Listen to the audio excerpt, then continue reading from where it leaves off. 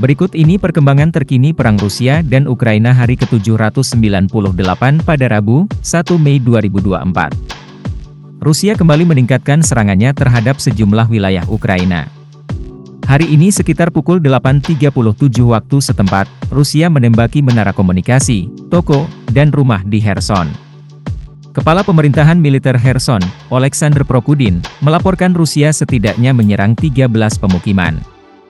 Sementara itu, pasukan Rusia juga menembaki 3 wilayah di Sumy pada pagi hari ini. Kemarin malam, Rusia menembaki wilayah Nikopol dengan artileri berat dan sistem roket Salvogradiv, seperti diberitakan Suspilne.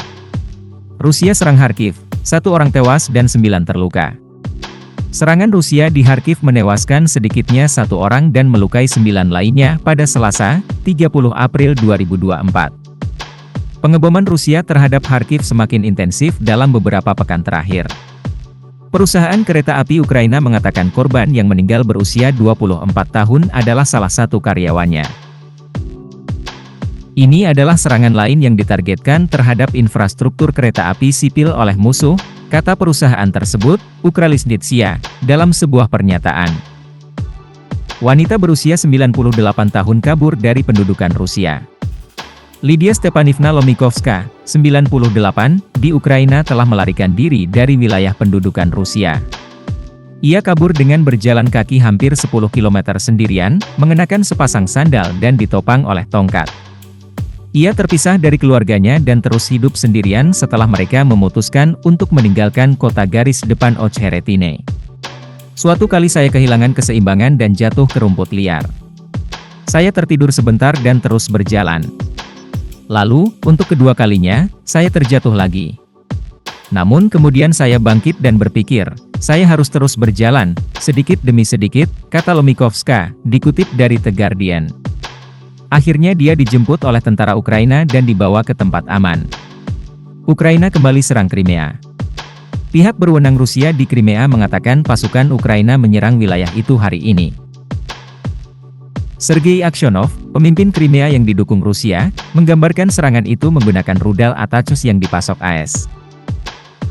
Ia memposting di Telegram sebuah foto yang menunjukkan apa yang dia katakan sebagai submunisi rudal ATACMS yang belum diledakkan dan telah ditembak jatuh. Zelensky desak NATO segera kirim senjata. Presiden Ukraina, Volodymyr Zelensky, mengatakan Ukraina membutuhkan percepatan signifikan dalam pengiriman persenjataan.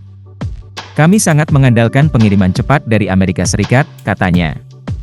Pasokan ini harus dirasakan mengganggu logistik penjajah, membuat mereka takut untuk menempatkan diri dimanapun di wilayah pendudukan dan di bawah kekuatan kita, lanjutnya. AS minta sejumlah negara kirim rudal Patriot ke Ukraina. Menteri Pertahanan AS, Lloyd Austin, mendorong negara-negara yang memiliki sistem rudal Patriot untuk menyumbangkannya ke Ukraina. Seruan ini menyusul permintaan Ukraina yang meminta lebih banyak sistem pertahanan udara.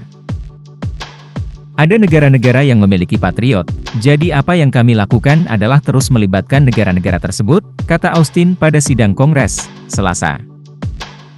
Saya telah berbicara dengan para pemimpin beberapa negara, saya sendiri di sini dalam 2 minggu terakhir, mendorong mereka untuk menyerahkan lebih banyak kemampuan atau memberikan lebih banyak kemampuan, katanya, tanpa menyebutkan nama negara-negara tersebut. Kiev robohkan monumen persahabatan Ukraina-Rusia.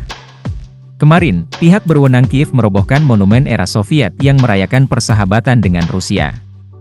Rangkaian patung batu yang menggambarkan pekerja Ukraina dan Rusia tersebut akan dipindahkan ke Museum Kiev.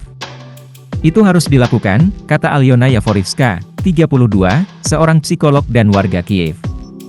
Saya tidak mengerti bagaimana monumen seperti itu masih bisa berdiri di sini, ujarnya.